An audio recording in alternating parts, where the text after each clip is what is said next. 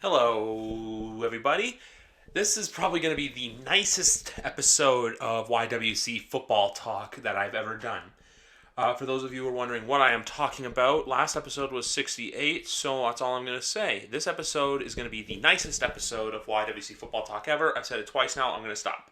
On today's show, we have Tommy Stout from Chicago, noted Bears fan, so he's going to rant, he's going to bitch, he's going to complain. But you know what?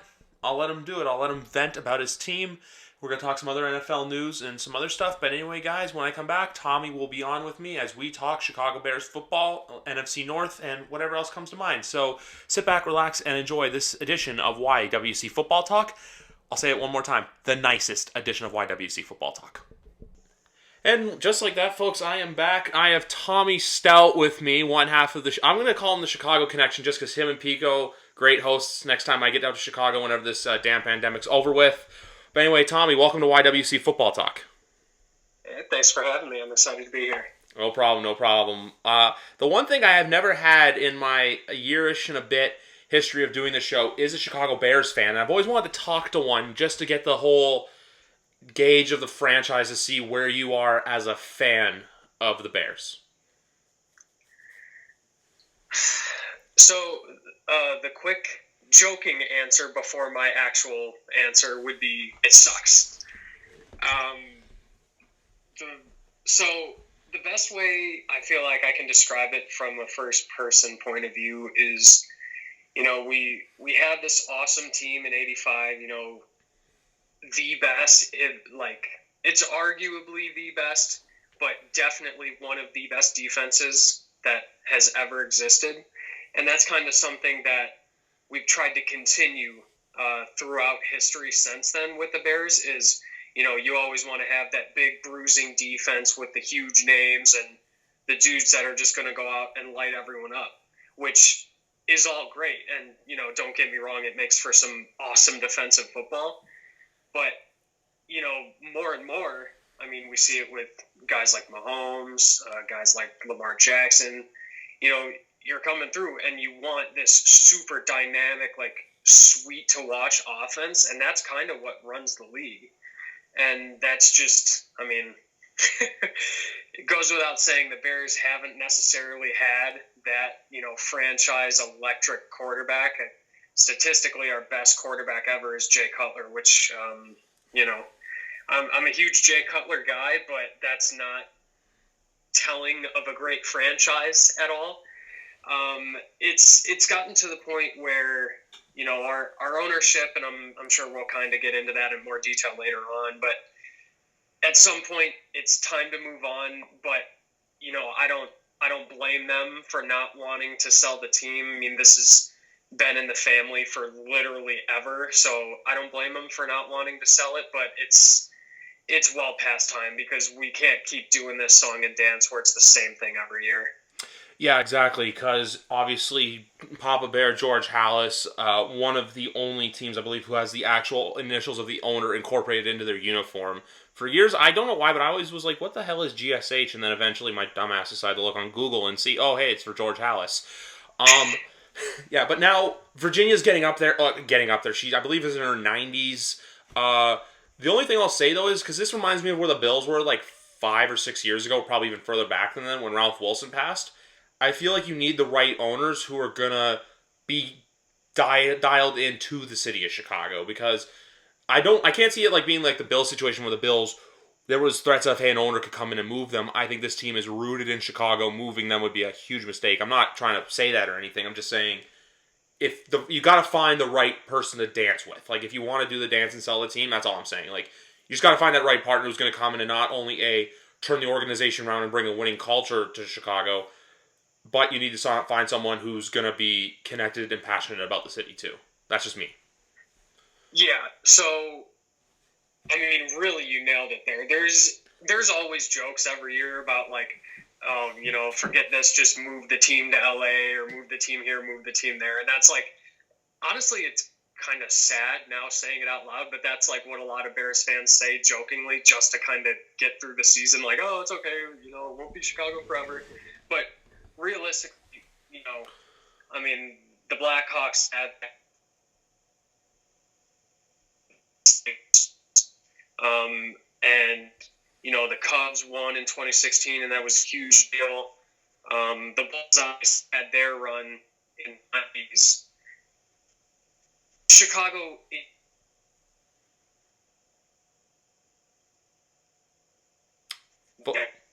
how terrible everything is, like you said, the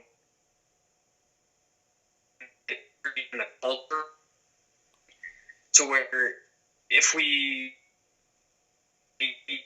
fortunately, Virginia passes on or she decides to sell the team or something like that, we have to find someone who isn't necessarily from Chicago because, that would be super narrow-minded to limit it to that. But you have to find someone who kind of, gets it. Like, this is what we love. They know that good. So you got to go out there and to, make us love you, you have to love just not something that we feel is happening right now. So we definitely have to find someone who is that way. And obviously, some random city on the coast or whatever, they're not going to come in and be like, oh, I'm born and raised in Chicago, this, that. They're not going to love it the same way that we do. But if someone can come in and see the history and see the love that the fans have for it, maybe they can, learn to kind of incorporate it into themselves like we do as Chicagoans every day. Yeah, that's the exact thing I was looking for. That I love that you said the whole, you may not find someone who's directly from Chicago, but if someone can come in and truly appreciate the history of the team, appreciate the fans, because with Chicago sports, it's very interesting because, like you said, there was the Magical Hawks run that was 5 years, which that's a whole another topic. But there's probably the most surprising team in the NHL right now. The Bulls obviously have struggled really since the whole Michael Jordan thing. Like, they've had their moments, but they haven't had their championship moments. And then you have the rivalry with the Cubs and the White Sox where it's divided. But I feel like everyone comes together as a Bears fan. And I just looked it up while you were talking, but Virginia's 98, so I think it's more likely that she passes on just because I actually brought this up on the last episode I did where when ownership passes away, it's very tough to see who's going to handle the team next, because that's another thing I got to look at as well is who's that next in line to take on the Bears, which I feel like it would be in the best interest of the family to sell the team. Also noteworthy, she is worth $2.4 billion, which at 98 isn't also a bad thing. Yeah, there was a pretty funny little thing that came out. I think it was this past week. Someone wrote in a handwritten letter to the Bears. Basically, I don't know. It was kind of rude when you think about it. Basically wrote in and said, hey, you guys suck, sell the team. And George McCaskey, who's the big figurehead. Obviously, everybody knows Virginia. They show her on all the nationally televised games because, she's the daughter of Papa Bear, right? So it's the big thing. But George is pretty much the face. When you go to the Bears convention, which obviously, hasn't happened because of COVID, but when it was happening, you go to the Bears convention, it's always George McCaskey. He's leading the charge for the ownership, and he's the face that's always out there. He responded to that letter that I was referring to and basically said, no, I'm good. We're going to keep at it, which part of me respects because it's you're handwriting a letter responding to handwritten criticism. But then I get to thinking about it and it's oh man, even, obviously I don't want Virginia to pass away at all, but realistically, like you said, she's 98. She's not the most spring chicken of all time. So at some point, she'll be out, unfortunately. But the worrying thing is, do they really want to keep it in the family once she either moves on or passes on? I certainly hope not, but it seems like that may be the way that it's going, at least as of now. Yeah, I also think the other more significant problem is Ted Phillips. I feel like that's someone you should more look to move on from now, because no one really knows. I know he's the president, obviously, and then you have George as the chairman. But with Kim, because like we noticed this in Washington with Bruce Allen, they got rid of him and their culture changed and they've gone better. But I feel like with the Bears right now, like I want to switch gears as well and ask you. Obviously, I don't want to get into Ryan Pace because we all know that you probably go on until like 11 o'clock tonight. But with Matt Nagy, where do you stand on him right now? Because like I feel like with him, he's good, but then like he had his moment in the sun, and then he's kind of like plateaued since. So I feel like it's up to him to reimagine the offense. Also, not to mention too, I feel like Bill Lazor should have been fired along with Chuck Pagano this offseason. Yeah, so like you said, I could go on for probably the next 24 hours about Pace, so we'll kind of leave it at that because I have the same thoughts as everyone else. With Nagy, I kind of fluctuate on Nagy. For the most part, I am fairly out on him. Like you said, he had that moment in the sun, his first, season and a half where, I mean, to be honest, he was getting compared to like McVay, and he's like, oh, this up and coming offensive mind, and he's so creative, and he does all these things, which was great when nobody knew what the Bears were all about, so it was all new, and no defenses knew what was going on with the quirky trick plays and this and that, and Mitch hadn't been really exposed like he has been now. So Nagy was able to kind of do more of the things that he loves to do, like the weird handoff to the lineman at the 2-yard line, or the handing it to the fullback who throws it to the lineman in the end zone. He could do all that, and now that the offense has kind of, I guess, gotten stale is the best way to put it. Now that that's happened, he just can't do that anymore, and it seems like he's just kind of. He's stuck. He doesn't know what to do. There's games where he runs the ball 1,000 times, even though it's not working, and he refuses to change it. And then there's other games where he throws the ball 1,000 times and he refuses to change it. It seems like he's very like polar in that way, where it's one way or the other, and he almost never mixes it up too much. Now, to be fair to him, he did kind of change that during this season a bit. And, you saw the Bears, obviously, they still were awesome, but they started to improve. It's the different looks and having the defense on their toes more, which he doesn't do enough of. Now, maybe we go out and we get a new quarterback and he can kind of mold him like he tried to do with Mitch, and maybe this said new quarterback, if it ends up happening, maybe it works out with Nagy, and Nagy can kind of run the offense he wants to run. But I think to do that, there's a lot of other issues to fix as well. So I think he's got something. Like, he's not dumb. He knows what he's doing, but I just don't think that he's, at least right now in the last year or so, I don't think he's willing to be flexible enough than, changing his game plan. He wants to play his game, and it's nothing else. It's like his way or the highway, and if he can change that, then, maybe things change. Maybe we see some comeback of that Bears offense when it was, super electric a couple of years ago in that playoff run. Exactly. They have to reimagine that, because even too, obviously there was the unfortunate double doink in the wild card game in 2018 against the Eagles, because if you guys win that game, it changes the course of the season, because I think you guys would have gone to LA to play the Rams, and then it would have been the Cowboys would have gone to New Orleans to play the Saints, I believe. It's just this. How do I say this? I feel like ever since then, it kind of like really took the air out of the whole Bears, because like it's been 2 8-8 seasons since. With this year, you guys just squeaked into the playoffs. Mitch obviously was MVP, which was a very big honor to win. But with Chicago, I feel like this is the year for both of them, because I remember you said to me on a Skype call for AEW one night that the Bears will not fire a head coach and a GM during the regular season, which I do respect a lot. Like, it's either after the season, it's always after the season. Like, look, let him finish his tenure, because even going back with Bears coaching history after Lovie Smith, I feel like Mark Trestman was a bit of an error. John Fox proved to be horrible. But I feel like with Nagy, if you give him one more chance, I feel like if he goes in this year kind of like with that fire lit under his ass, maybe you'll see that 2018 him come out. But I feel like, like you're saying, if he's the same old stubborn Nagy, I fully expect a new coach in Chicago come 2022.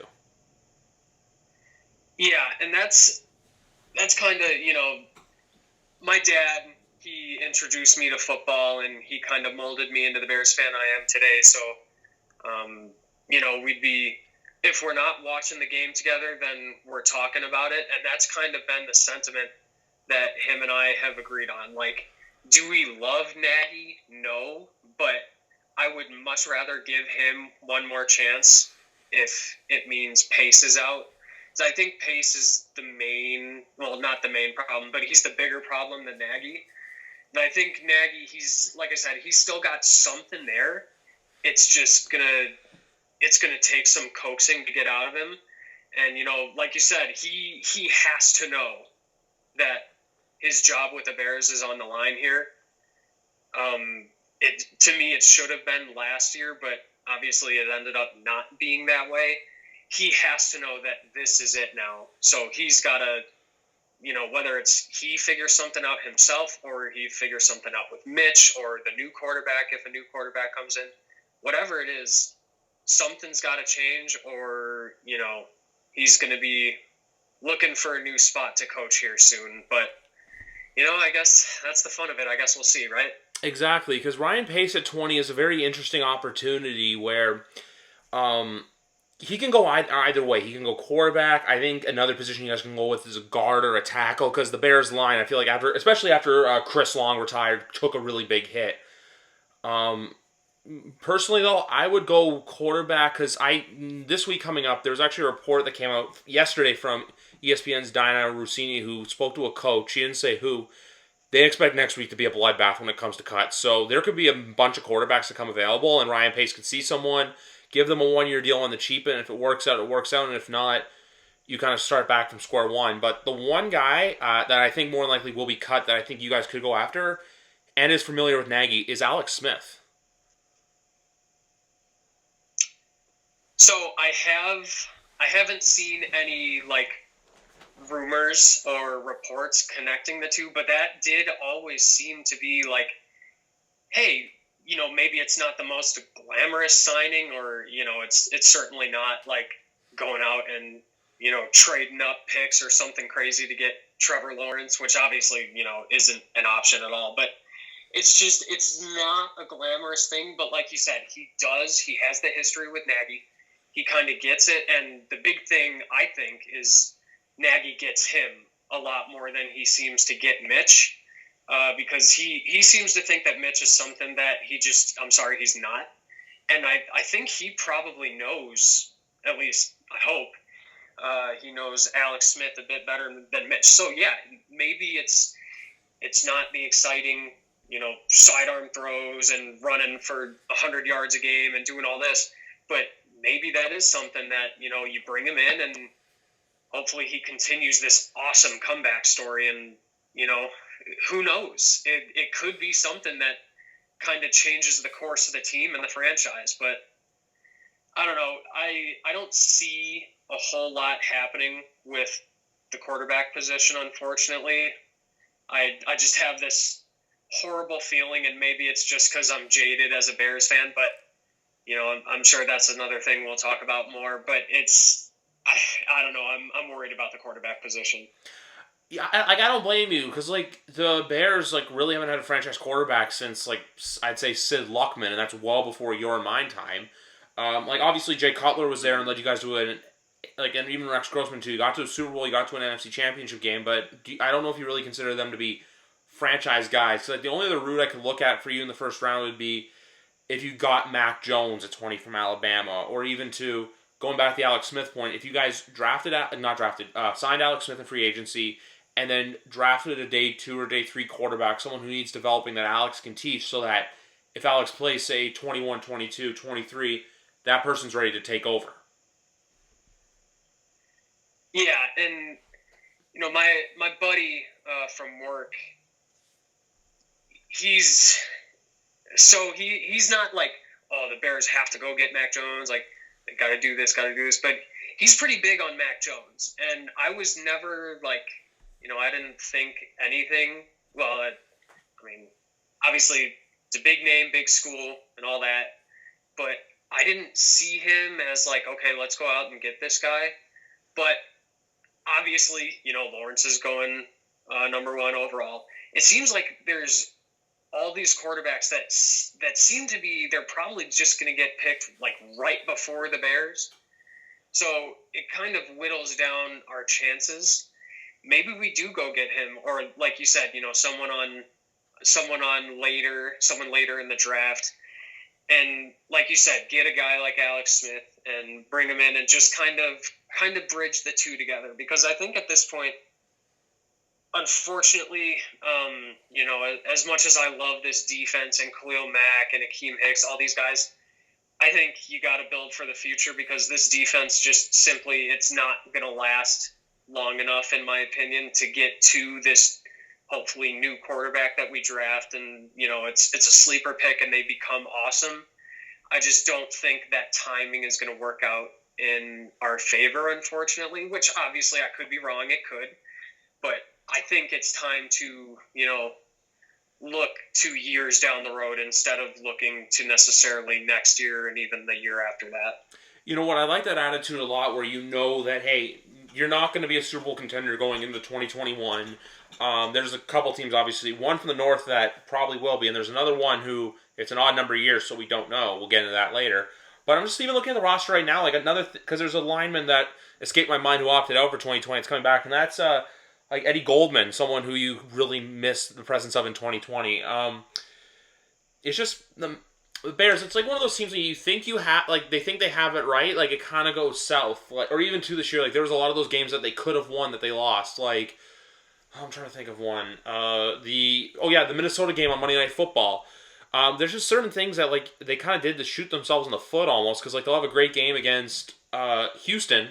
And then they'll get their doors, and then there was the game where they got their doors blown off by the Packers on Sunday Night Football. So it's just, they have to find that consistency, like where, hey, if you're going to lose games, don't get like blown out on primetime, but then beat the teams you're supposed to beat, but then also to put up a fight against those teams that you know what, are a little bit out of your league, even though a lot of the times the Bears do play the Packers tough. Yeah, and that's really a big thing that Bears fans have kind of been asking for. I mean, realistically, for years, since like 2006. Just, you have to beat the teams that you have to beat, which I know is like redundant and sounds cliche, but that's the way it is. These teams that realistically they're bad and they're worse than the Bears, you have to go out and beat these teams.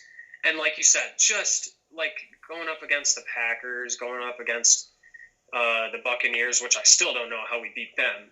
It's just, all I ask for is just, make it a game and don't lose by 35 points, on national TV in your own stadium and all of that. Just do what you can and try your hardest for the rest of it, which again is like super corny and cliche, but it's kind of the way it is because, like you said, we know we're not going to be Super Bowl contenders.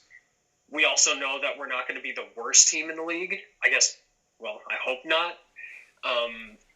But you just got to at least give us something. You know what I mean? Yeah, exactly. Like, it's just, like, give us something, anything, please. It's kind of like what you've been asking for, like, what Cubs fans were wanting for a while before they were building up and then eventually won the World Series. Now, obviously the Cubs are in that purgatory right now, but like I said, this is football. This is not football, not baseball.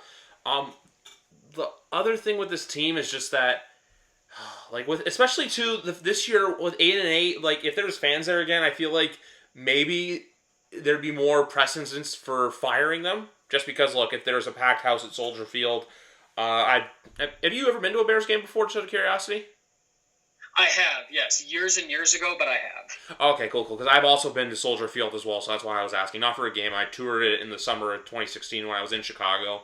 Very nice stadium, by the way. It's just, with fans, because I assume by the start of 2021, hopefully COVID isn't a thing of the past, but NFL stadiums, all 32 are full, where it's not like, oh, some stadiums are, some stadiums aren't. And if the fans are back, they're going to want to come back and see something good, because you're not going to want to go into, whether it's week 1, 2, or 3, because obviously schedule's not out yet. The fans are going to want something, a reason to buy tickets for in 2021 is the point I'm trying to get at. And it's up to Ryan Pace right now to give the fans what they want, sign some key players, convince some guys to come to Chicago, and you know what? Put butts in seats. Because obviously the Bears always are sold out, but I'm just saying that if you have that like sense of doubt or it's the same team as 2021, I feel like fans are going to be kind of like iffy about it, you know? Yeah, and I think, like, to that point, I think the first game, maybe 2 games at Soldier Field after, the fans are allowed to pack the stadium again and everything's all safe and all that, I think the first 2 games, maybe 1, depending on how badly that first game goes, I think there will be some leeway because everyone will just be so thrilled to be back in Soldier Field and, Yeah. drinking a bunch of beers with the buddies and watching the Bears and all that. So it'll be like whatever. Like it'll basically just be a huge party that happens to be at Soldier Field. But I think after that, like if things aren't going well, you are going to hear it and you're going to hear it loud because I've said this a few times.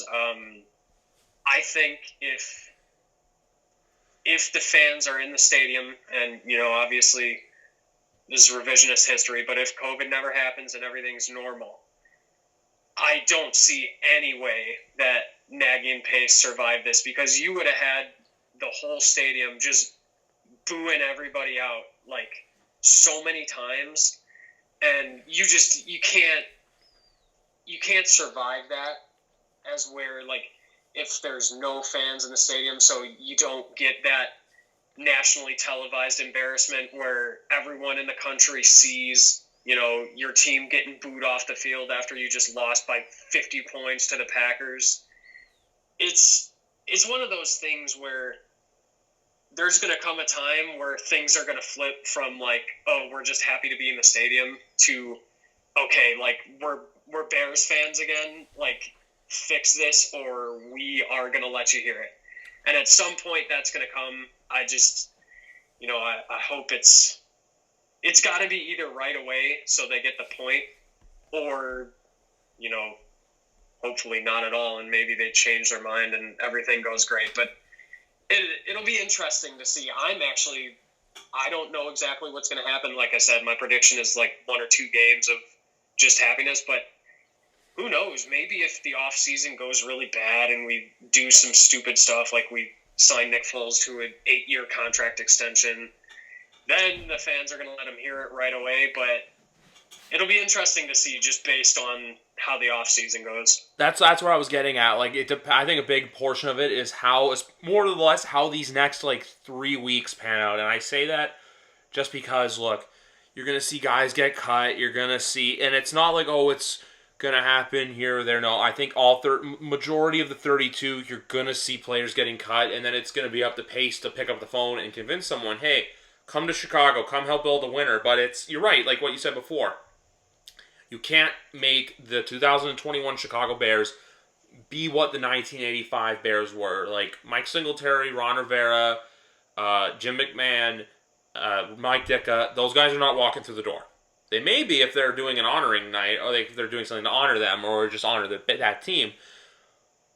But you have, like we said before, you gotta make Bears fans happy. You gotta make them going into the season not only happy to be back in the stadium, but be happy to see what the on-field product looks like. Like give them that sense of hope and optimism. Don't go into it thinking, oh hey, here's another 8-8 season, because the one thing I've learned recently is that's the real purgatory of the NFL. Like, obviously, it's great when you're a Super Bowl contender, and if you're bad, you're bad. Like, I'm saying, like, when you're under 6 wins, because hey, we're going to be in the top 10, we're going to rebuild our franchise, we're going to get some exciting players in here. But if you're constantly in that 6 to 10 to, 9 and 7 window, no fan wants that. And another thing with that, too, is you mentioned that same thing with the Cubs earlier, how they're kind of in that purgatory. Yeah. I hear that word purgatory like 1,000 times every day listening to Chicago podcasts, Chicago radio, just everything talking about Chicago sports. Barstool Chicago, I assume. Yes, you got it. Yeah. I didn't know if I was allowed to plug it there. No, you can. So, yeah, the Cubs are there. The Bears are mostly there. Like you said a while ago, 2 straight seasons, 8-8, and it's just the same story. It's like, okay, sure, we competed and we squeaked into the playoffs in a weird COVID year with, everything being different. And then, Nagy and Pace are able to go to ownership and be like, oh, we competed hard. We got in the playoffs. Look at all our perseverance through all this and everything. It's like, okay, sure. Like, obviously COVID's affected everyone and it's been super weird. So I get that. But just 8-8 is the worst place to be, especially on top of that, when we haven't had first round picks in like 1,000 years, and we're not going to have first round picks for 1,000 years, at least meaningful ones, because they've all been traded away or traded up with or anything like that. So it's just, even on draft day where it's supposed to be, unlimited possibilities, all this stuff, Bears fans are kind of like, okay, like, what pick is Ryan Pace going to mess up next? And how are they going to do something to ruin my fandom for another year running? It's, hopefully we don't get any of that this year. Hopefully there's a solid pick and something to get excited about. But it's just, it's been kind of a holding pattern for a while, and it's not a whole lot of fun, but I guess that's the way the cookie crumbles. Yeah, exactly. It's just that unfortunate reality of, we don't have anything like you're saying. Like you said, 8-8. You're going to hear that word purgatory a lot. Like, it's a word I've been saying as a Pats fan the last year, because obviously the 7-9 finishing out, I don't know where my team's headed, but especially I just can't imagine it 2 years in a row. Like, I even earlier when I said the Barstool Chicago thing, I remember seeing a clip on Twitter from their live stream where they were just like, 8-8 again. It's like they got in the playoffs, but like the fans didn't even seem happy to be there. It's just like, we finished it. We managed to squeak in, but we're probably like, did you guys go into that game thinking you were going to beat the Saints? I went in thinking we were going to keep it close. I probably subconsciously convinced myself that, maybe the Saints have an off day and the Bears defense goes crazy and this and that. So I'm sure, like, I convinced myself in a dream the night before that there was a chance. But realistically, no. I don't think anyone that's been watching this Bears team for the last couple of years truly thought that the Bears were going to beat them and move on. And like I said, if there's a crazy situation where, we play out of our minds and the Saints are horrible on the night or whatever, which is definitely possible, even if that happens, we're just going to go and get smashed in the next game. So it's just one of those things where even when we have something like we have playoff football to watch, it's like, okay, but what difference? And then get smashed next week or 2 weeks from now or whatever it is. So we have something to watch and something to look forward to. It's just like, told me that I really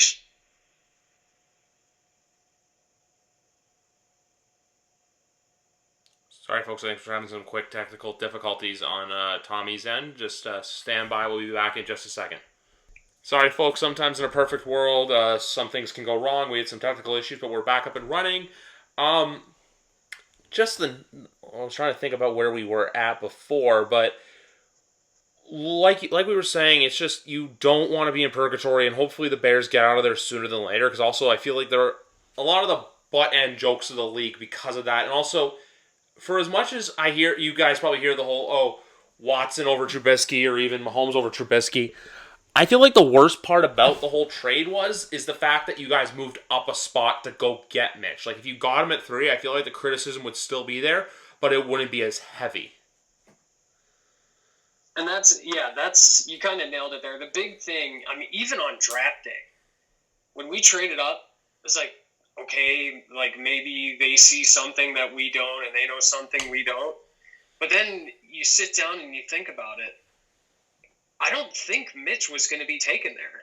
So it ended up, the story came out. I don't know if this was something that was kind of a story told nationally, but in Chicago, it basically came out that, Pace and the Bears, they were basically bidding against themselves to go get Mitch, which is something that I love Mitch as a person. Like, by all accounts, he's an awesome dude and he's got a great attitude and all this.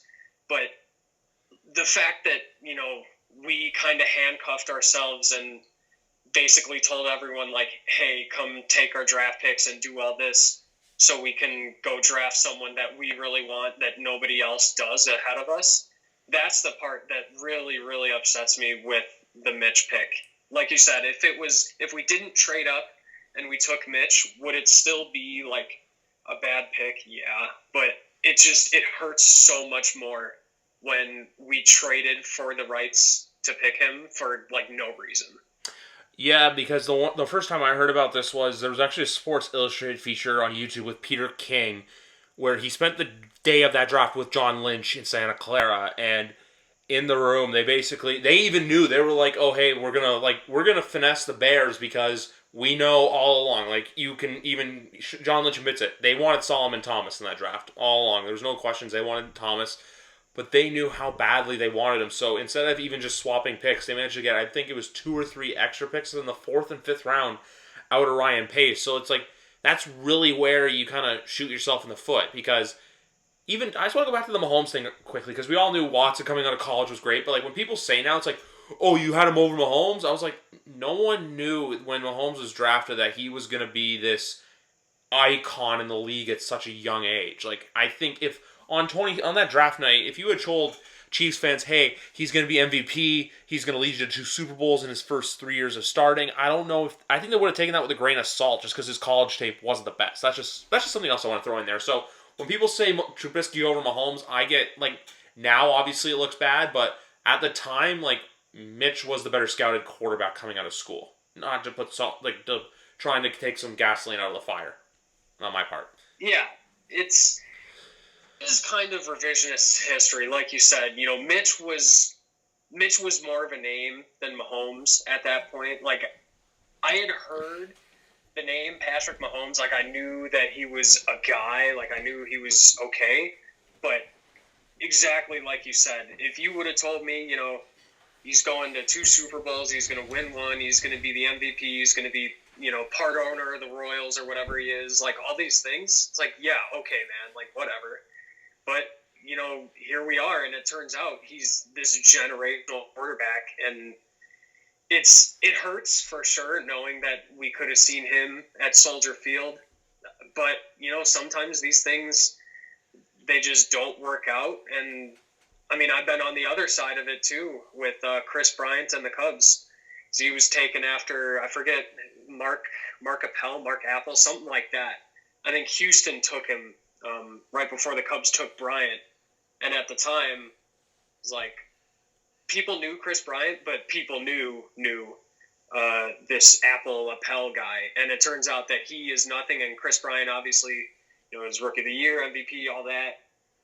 It's a situation that I've seen the other way. So I get why people are like ragging on it, like, oh, Mahomes or Mitch over Mahomes, all that. But I've seen what it's like the other way around, so it makes a lot more sense to me looking back on it. But don't get me wrong, it sucks. Oh, no, I'm saying it sucks. I'm just saying, like, I understand the whole, like, how Watson fell to 12 was still kind of bizarre just because he was the guy coming out of school where he was one of the best quarterbacks. You had Dabo Sweeney saying, like, oh, he's like Michael Jordan. All those crazy stuff. So that's the only thing I was trying to say to kind of, like, alleviate pressure off of you. Even another example with Chicago sports, too, is the 06 NHL draft. Eric Johnson was taken first, and then I'm trying to remember who was taken second, but then Jonathan Taves fell to you guys at third. So it's kind of this similar thing where I'm actually curious. I'm going to look up this draft quickly, the 2006 NHL draft, which actually took place in Vancouver. Fun fact of the day for anyone here who does not watch hockey. So yeah, it was Eric Johnson and then Jordan Stahl, both who had great NHL careers. But then Jonathan Taves at 3, like 3-time Stanley Cup winner, face of the Chicago. I'd probably say Kane's the face of the Blackhawks. Like one of the best players in Blackhawk history, and also do all the success he's had on the international stage. So it's had both effects on Chicago. It's kind of like when you compare the 3 situations, as you will. It's like a double-edged sword almost, where you've experienced the good end of it, but then you've also experienced the bad in it. Yeah, and that's something that, you know, I kind of joke about with my parents all the time. It's like, yeah, we got the 2016 World Series, which was amazing, and we all cried, and we got all the Stanley Cups, which was amazing, and we all cried. But man, that Super Bowl would just, going back to what we said kind of towards the beginning of this, the whole city rallies around the Bears like nothing else. So if the Bears were to have pulled off, the run and the double doink never happens and maybe history's changed and somehow Mitch leads us to the promised land, this city, would never, ever, ever let that feeling go. It's just a whole different thing between the sports, as much as we love all of them, obviously. Going back and, wishing that the Bears would have done things differently and different outcomes would have happened, it hurts. But, I feel like I've said this a million times here, just like I say it a million times to friends and people I talk to about sports. I guess that is what it is, right? Exactly. Sometimes it's one of those unfortunate. It is what it's like. It's like the famous TikTok that comes out. It is what it is. It sucks. One thing I want to ask you as a Bears fan. Obviously the rivalry, you and Green Bay. It's one of the oldest of all time. It's unmatched. Who do you hate more, Minnesota or Detroit?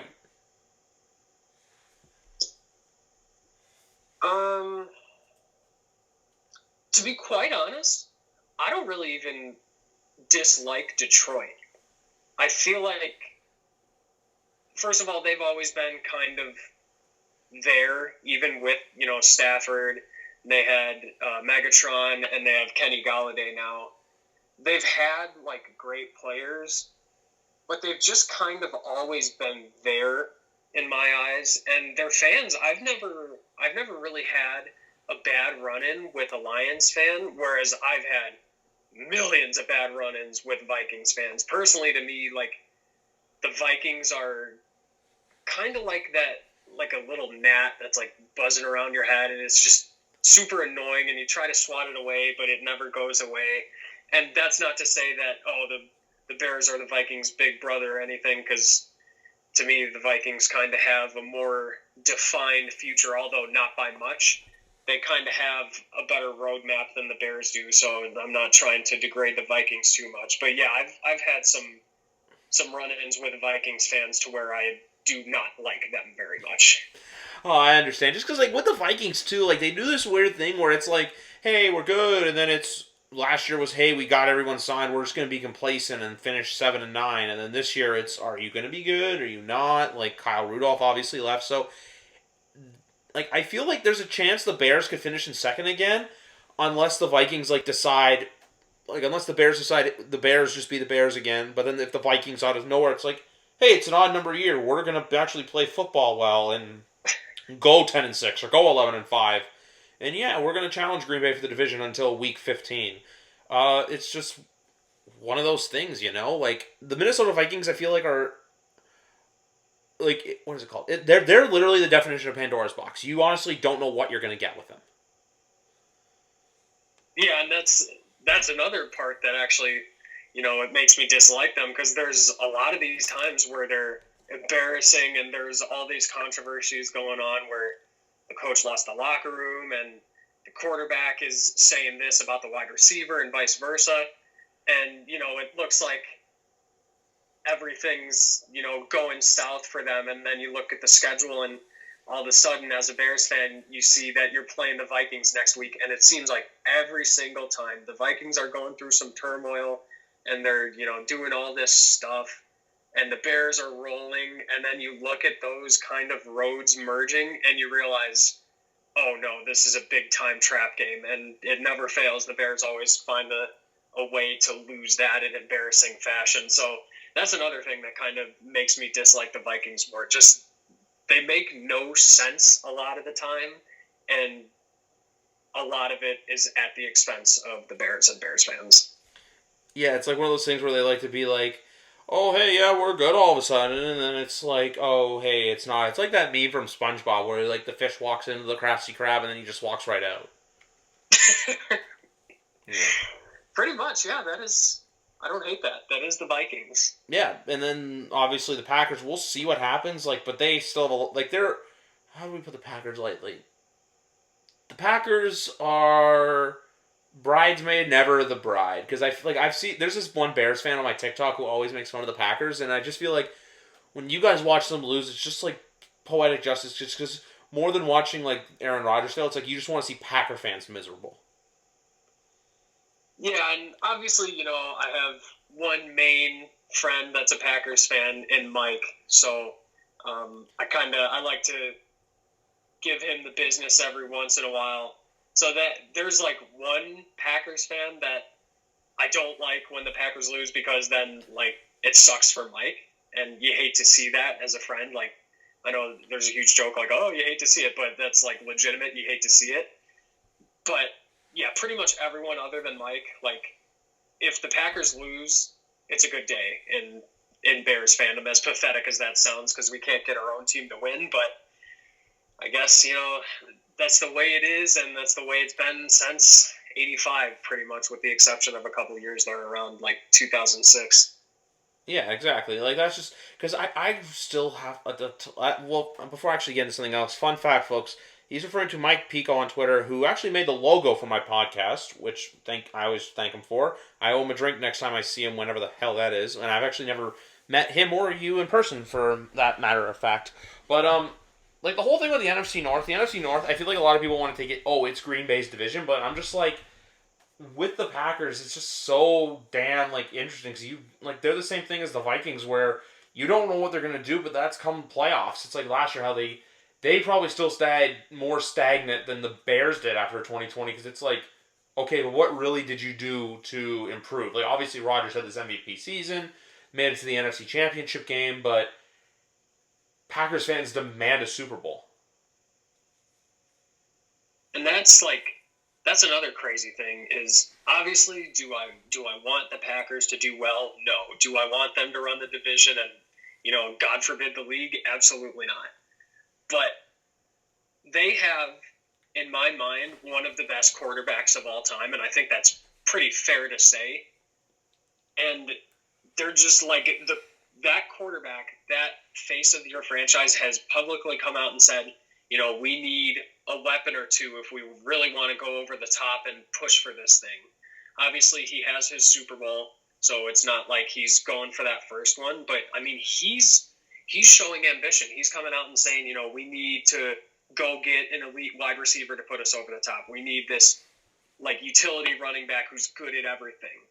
And it always seems like he does that pretty much every year, maybe more like every other year. And the Packers ownership is like, like we'll sign this random like lineman or something, and that'll be it. And every offseason, it never fails. It's like, oh, is Rodgers fed up with Packers ownership, like this, that, and the other?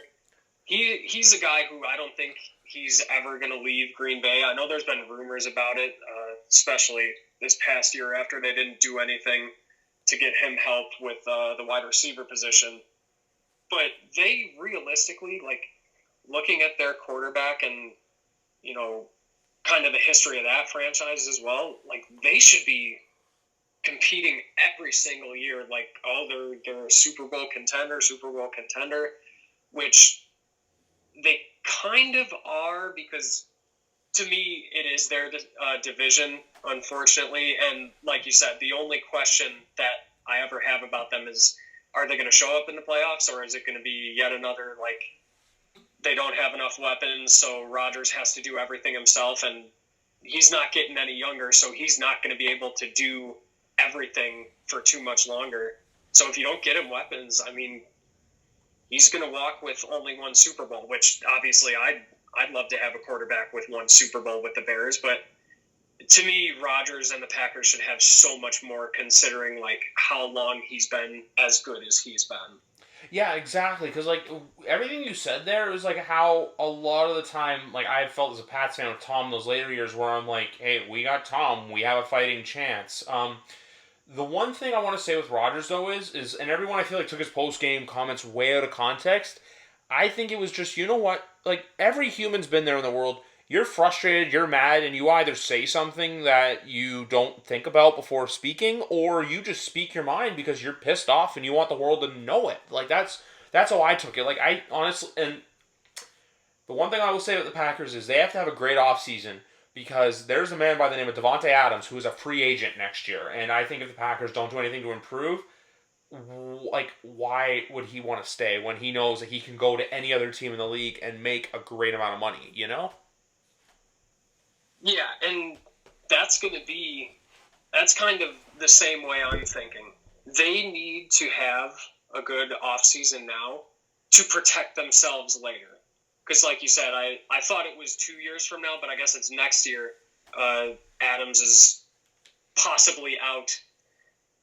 If he sees that the ownership just isn't going to help him, Rodgers, and all the kind of cornerstones of that franchise, if he sees that and he kind of sees the writing on the wall, he very well might say, screw you guys. I'm going to go find somewhere else that is going to help build the team and give me a shot at the Super Bowl.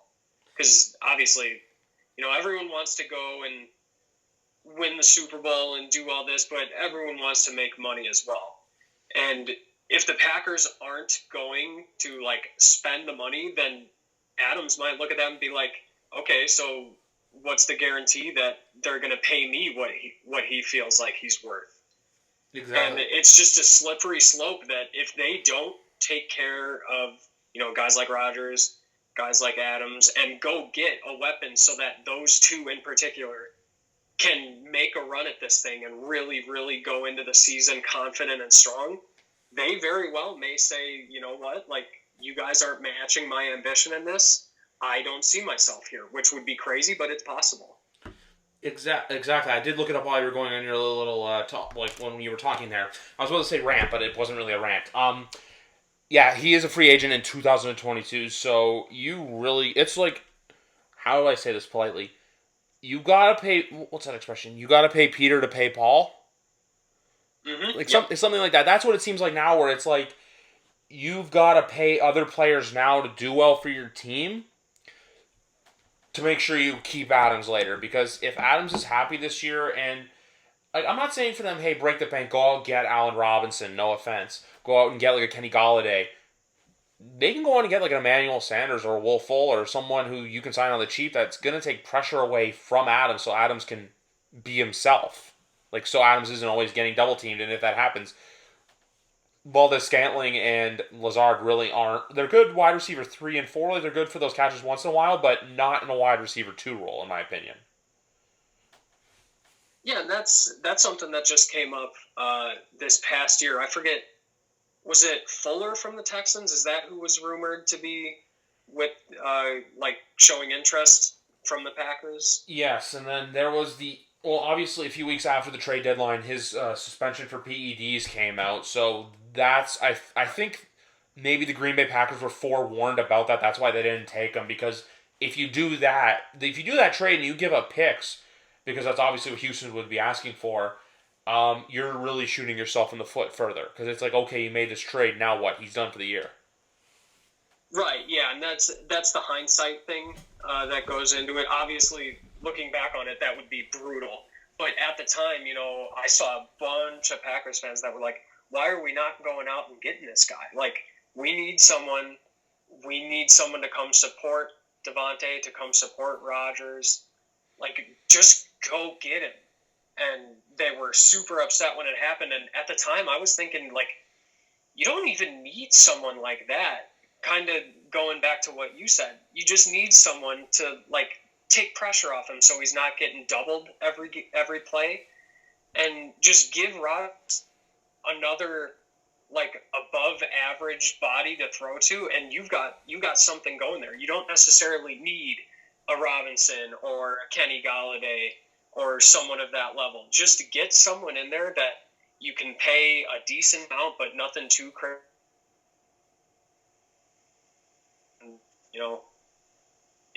It could be.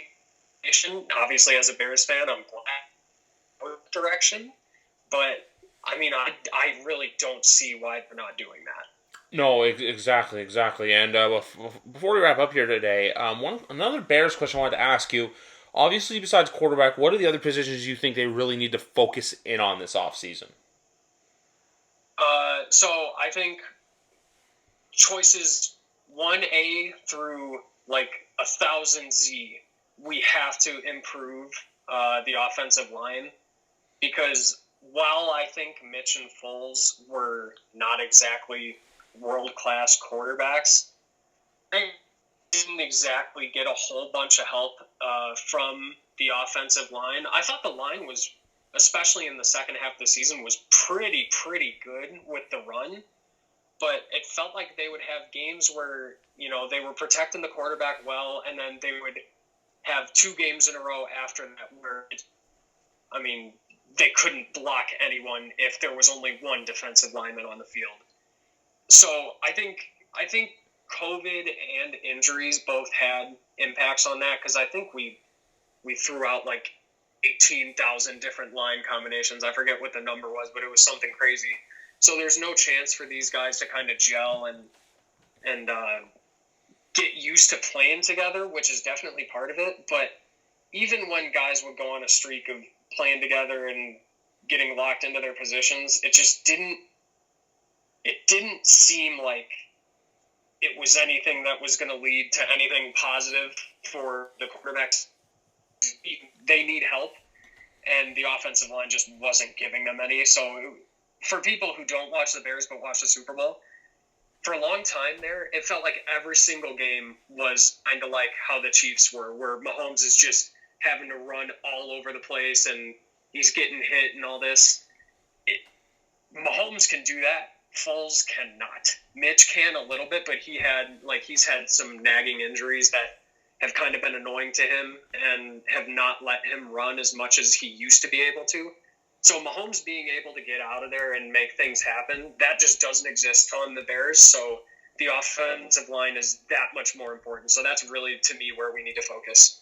Yeah, exactly, because that's the one thing that's been noticed a lot more by the casual fan lately is you're not as good unless you have a stellar offensive line, one that's going to pass block, one that's going to run block well. There's also a bunch of offensive linemen you guys can get at 20 or even in the second round too. It's just you have the cards. You have the cards. You just got to know how to play them. Like like Kenny Rogers song. You got to know when to hold. You got to know when to fold. Like you got to. Ryan Pace has to go into this draft and this free agency period knowing, hey, my job's on the line. I have to have a great class, and I have to have a team that Chicagoans can be proud of. And that's what it comes down to. We're not asking for a Super Bowl every year. Would we love it? Yes, absolutely. But we kind of know where we stand and where we are in the league compared to these powerhouses. We know that we're not there, and if we want to get back there, it's going to be years and years from now. We just want something exactly like you said, where we can be proud of it and we can, wake up every Sunday morning and put the breakfast on, or, Monday night or whatever it is. And we want to watch the Bears and not feel embarrassed that we're Bears fans. That's all we want. And it hasn't happened. Exactly. You know what? You want to wake up on Sunday mornings and be like, today's going to be a good day. You don't want to wake up on Sundays and be like, oh, for fuck's sakes, I have to waste another 3 hours. Yeah, which I did a lot of. I'm not. I was going to say I did a lot of in 2020 as well, but I'm not going to, because one bad year for me is basically the rest of the NFL looking at me and going, really, one bad year. Thank you. I'm not going to go down that rabbit hole. Well, anyway, it was a blast getting to talk to you. Hopefully, you got to get everything you got out, because I remember when you and I when I first DM'd you about coming on, you were like, I'm just going to vent and rant, and I was like, that is perfectly okay. So I hope whatever anger you had towards the Bears organization and Ryan Pace, you got off. The only thing I have to say is, why hasn't Bill Lazor been fired? That's just me, though. Listen, with like 75% of the things the Bears do and do not end up doing, I have no idea. So that's the same answer for that one. Exactly. Well, anyway, guys, if you want to follow Tommy on Twitter for Bears content, AEW content, and a little bit of everything in between, it's at tstout97. Yep, you got it. Oh, I did my homework. I try to do the best host I can. Well, anyway, guys, thank you once again for listening to the nicest episode of YWC Football Talk. Once I told Tommy that it was going to be a nice episode, he was all in on it. No pun intended for you wrestling fans out there. I just had to get it in one more time. Well, anyway, guys, next week's a big week. I have two podcasts for sure, Monday and Thursday night, maybe Wednesday night too. So it's going to be a busy week coming up with the free agency right around the corner. But anyway, guys, have a good night for now, and hope you enjoyed the podcast.